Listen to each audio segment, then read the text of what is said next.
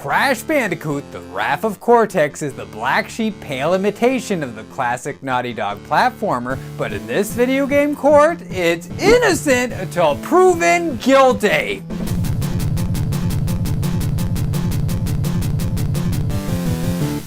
Court is now in session for a box-busting episode of Innocent Until Proven Guilty. After a nearly decade-long absence, the OG PlayStation mascot has returned to the spotlight with the release of the Crash Bandicoot Insane Trilogy. As gamers across the globe are celebrating the remastered titles that put Naughty Dog on the map, I'm going to take a look at what's considered to be one of the franchise's biggest failures. Without further ado, it's time to bring the infamous Wrath of Cortex to trial. The first non-Naughty Dog produced entry in the iconic Sony series was distributed to store shelves on November 1st, 2001. Being the initial foray into other consoles from its PS1 roots, the reins and development duties were handed over to Universal Interactive Studios and Traveler's Tales respectively. The story picks up where I'm assuming its predecessor left off, with Neo, Cortex, and the rest of the Rogues Gallery licking their wounds in defeat. With the devious Uka Uka in charge, the gang devises the plan to harness the four elementals in order to activate the Doctor's newest creation, Crunch Bandicoot, and conquer the world. Touching your master plan? Ha! You gotta be kidding. I'll exterminate this field rat in no time. Crash, Coco, it is just as I feared. Uka Uka and Dr. Cortex have freed a group of destructive masks known as the Elementals. The only way to stop the Elementals' destructive nature is to imprison them with the use of ancient crystals. Each elemental can be returned back to their hibernation state with a total of 5 crystals. We must act quickly. The crystals are scattered throughout the stages of the Warp Zone areas located in the central hub, and they usually appear shortly before the exit of each level. As someone whose previous Crash experience only consisted of my teenage afternoons spent playing the debut in '96, I was pleasantly surprised to see the impressive variety of genres that the protagonist partakes in across his expansive journey. The traditional side-scrolling segments are joined by car races, high-speed chases, and aerial dogfights, to name but a few. The controls for this wide-ranging spectrum of styles are equally as varied and often require trial and error to become accustomed to, but the standard recurring commands are simple and straightforward. On the PlayStation 2 version, which I own, Square performs a spin attack, Circle does a slide, and X jumps. Extra techniques are added to the Bandicoot's arsenal as the elementals are neutralized, including the Sneak Shoes, Death Tornado Spin, and Fruit Bazooka. Every single one of these upgrades play a vital role in progressing past the many obstacles and hurdles that stand in the heroic siblings' path, whether they be nitro carts, chemical tossing weenies, or runaway rickshaws. The situations faced by Crash and Coco constantly put our skills and reflexes to the test in a perilous struggle for survival, with the odds likely being in favor of becoming well acquainted with this cinematic. Giving up? Get ready to face my wrath, Crash Bandicoot.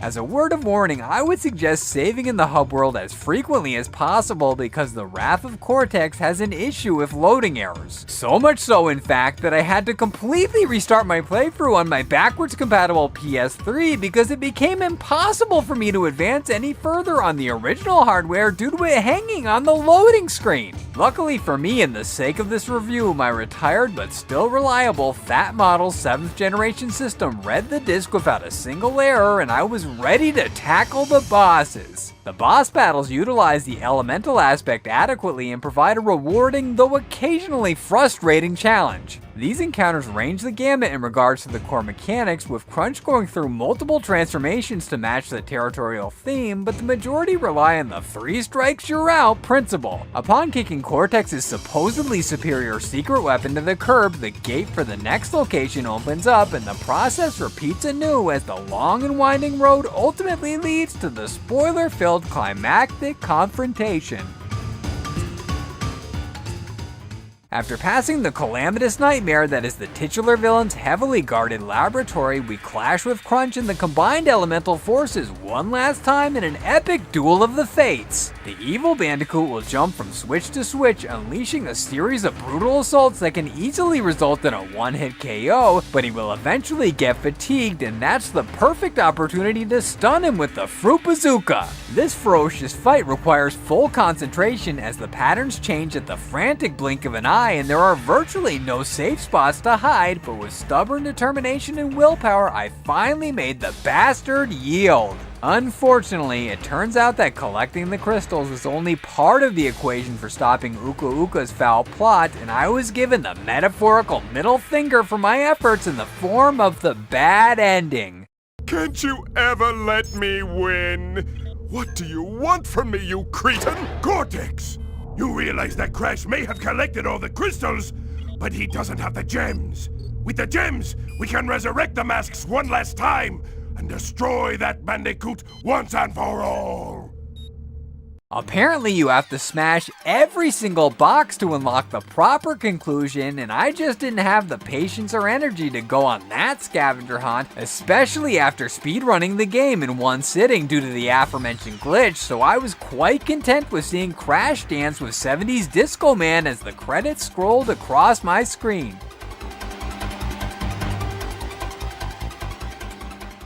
The Wrath of Cortex showed that there was still potential in Naughty Dog's discarded brainchild, but the fan community bashed it for being too derivative and not taking any chances. Did Universal Interactive Studios and Traveler's Tales truly drop the ball and taint the beloved trilogy, or is the negative reputation of their collaboration over-exaggerated? Let's find out in the breakdown!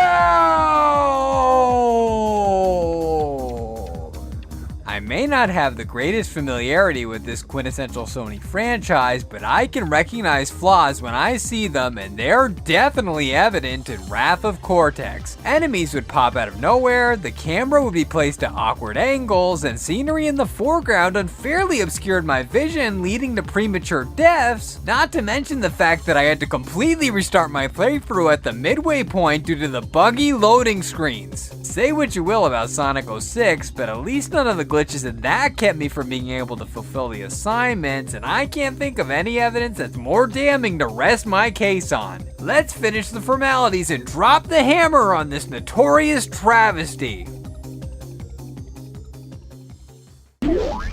Crash Bandicoot, you've got some nerve setting foot into my domain without an invitation. Don't talk back to me! I'll fix that attitude problem of yours!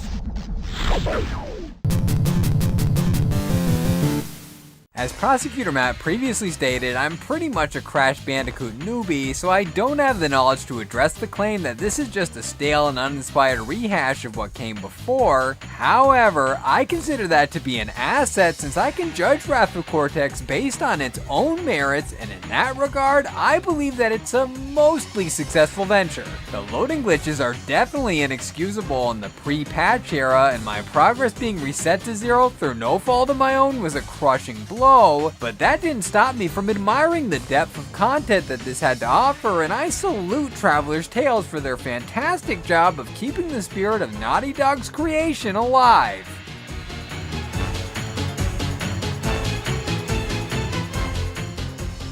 In the case of Crash Bandicoot, The Wrath of Cortex, I ruled that the verdict is innocent!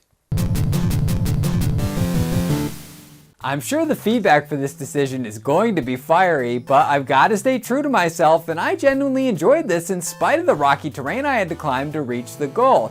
I suppose it's possible that I would have joined the hate party if I'd grown up with Warped or Cortex Strikes Back, but as it stands, I would definitely recommend giving this a shot, though you should probably steer clear of this particular version since it's unanimously agreed to be the buggiest of the bunch. Anyway, now that I've defended this PS2 outcast, it's time to shift gears to bring another cinematic catastrophe to the IUPG court. Be sure to come back for that and to leave any suggestions for future trials in the comments below. But until then, court is now adjourned. thanks for watching. If you liked what you saw and you want to see more, the boxes on the screen right now will lead to some more of my videos, and if you haven't already, be sure to subscribe to the channel by clicking on my avatar in the bottom right hand corner. Thanks again.